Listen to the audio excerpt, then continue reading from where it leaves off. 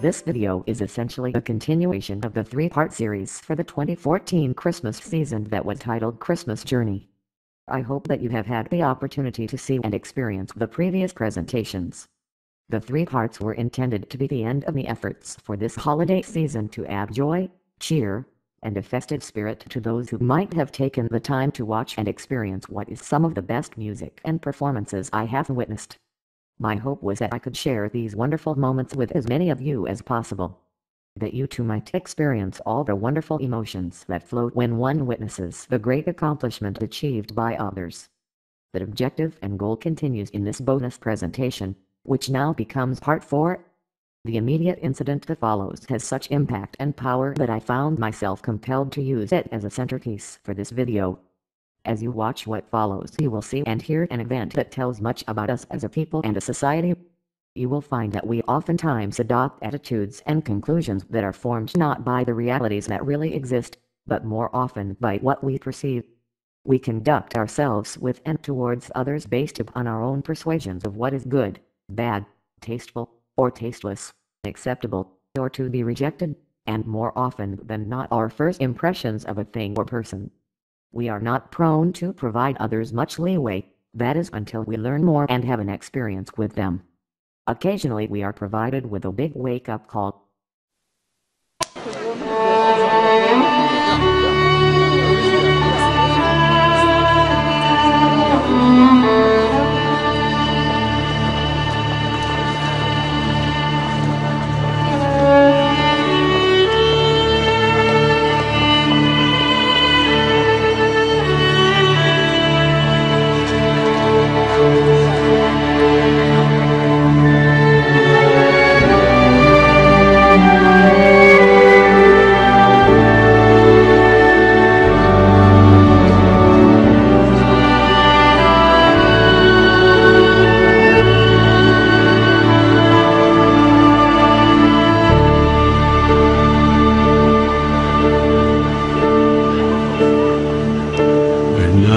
I'm down and oh my soul so weary, when troubles come and my heart burning deep, then I am still and wait here in the silence until you come and sit a while with me. You raise me up so I can stand on mountains. You raise me up to walk on stony seas. I am strong when I am on your shoulders. You raise me up to more than I can be.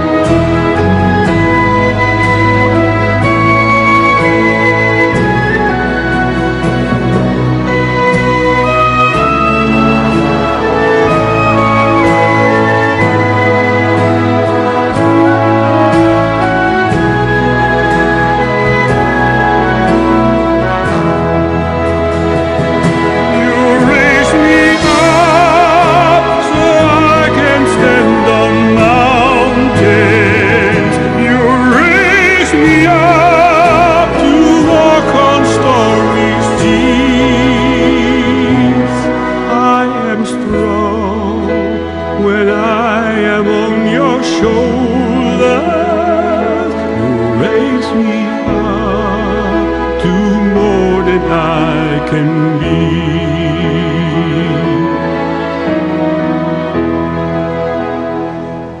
You raise me up so I can stand on mountains.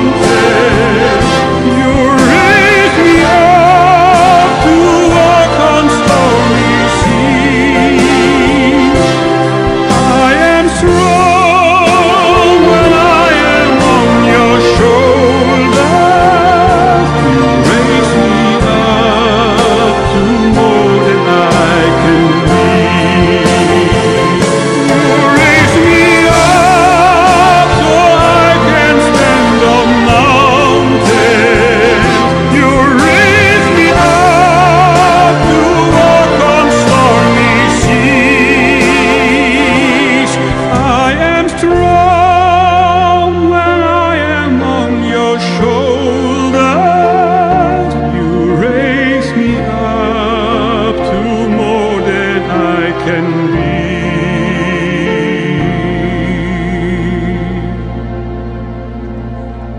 You raise me up to more than I can be.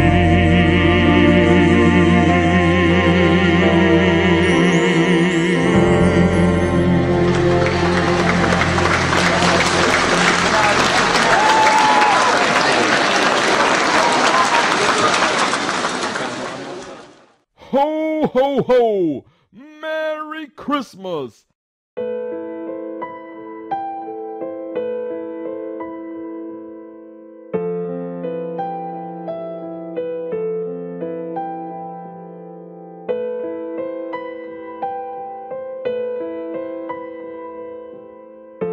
It was a busy morning, about 8:30, when an elderly gentleman in his 80s arrived to have stitches removed from his thumb.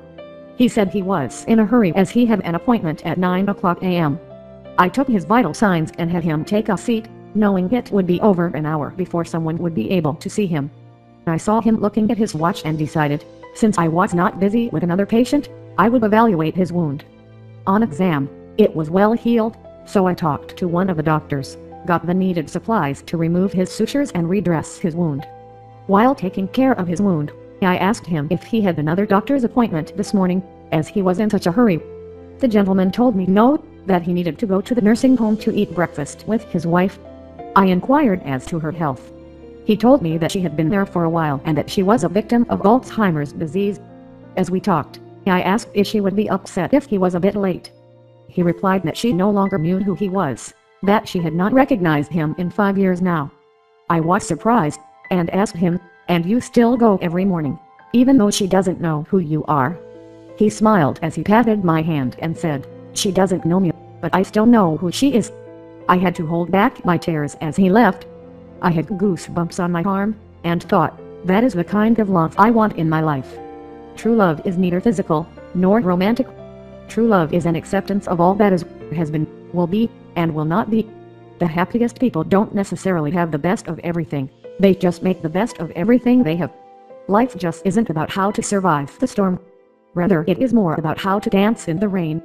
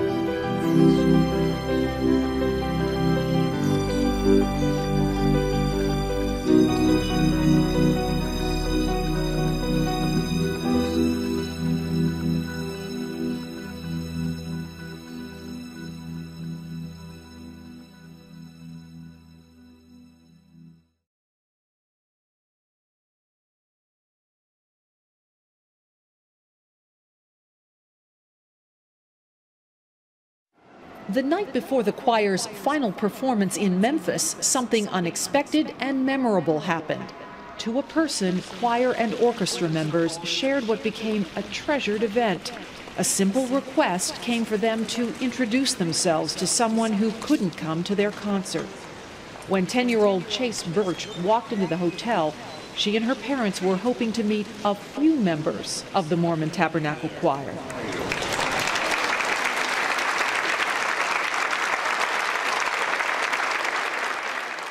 It was but a moment in that tour. This beautiful girl and her parents came in, and they were in the lobby, but on the second floor, that was open, you look down. And I think we had close to 500 people, the choir, the orchestra, the staff, the guests that we had with us.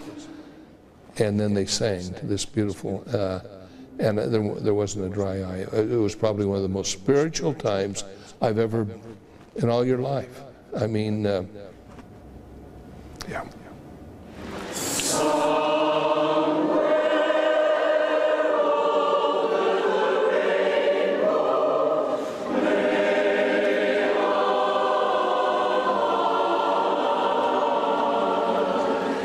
The Birch family from California wanted to attend the choir and orchestra concert the next day, but Chase was undergoing treatment at St. Jude's Children's Hospital for an aggressive form of brain cancer, and she couldn't be in crowds. The minute it started, it was just, you know, an overwhelming experience because of the tears that were coming, and we all felt the same.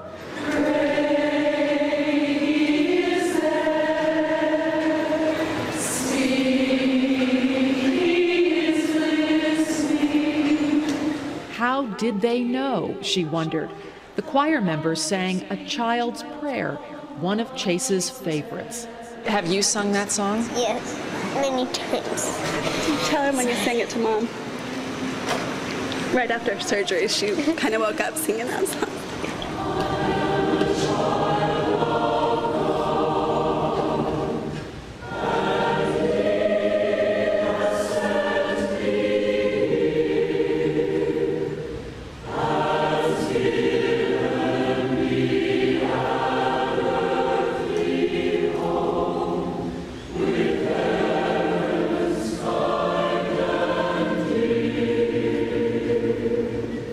The Birches call their daughter an amazing, wise soul who is fighting her disease with faith, just like Joshua, the Old Testament warrior.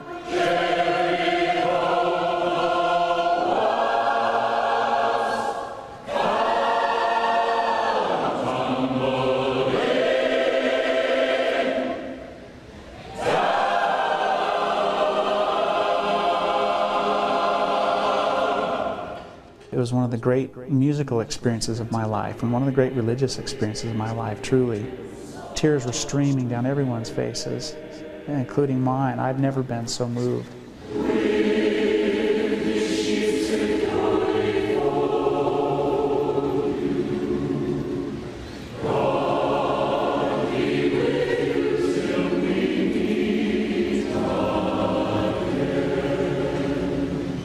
The family called the choir voices angelic, a sampling of heaven, and a memory to cherish.